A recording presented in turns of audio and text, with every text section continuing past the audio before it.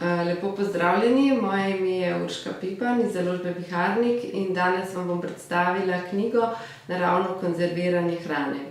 V knjigi so predstavljeni najboljši recepti za naravno shranjevanje hrane, ki so jih poslali bralci francoske revije o biovrtnarjenju. Nekateri so klasični, večino pa so si jih avtorji izmislili ali so jih prilagodili in niso bili še nikoli objavljeni. Vsi recepti so tako preverjeni in zelo preprosti za uporabo v gospodinjstvu.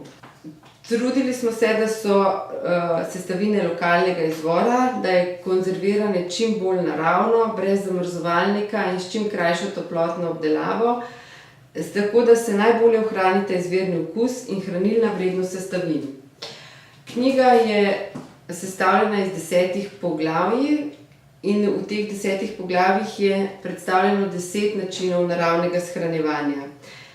Najprej je shranjevanje v zemlji, v kleti ali na podstrešju, drugo poglavje je o sušenju, tretje o mlečno-kislinski fermentaciji oziroma kisanju, potem je poglavje o konzerviranju s toplotno obdelovanje, to je kratko vrenje in pasterizacija, nato je vlaganje v olje, v kis, potem je poglavje o tem, katera živila lahko solimo, potem je poglavje o marmeladah in drugih sladkih shrankih, na koncu pa je še poglavje o sladko-kislih shrankih in vlaganju v vino in žganje.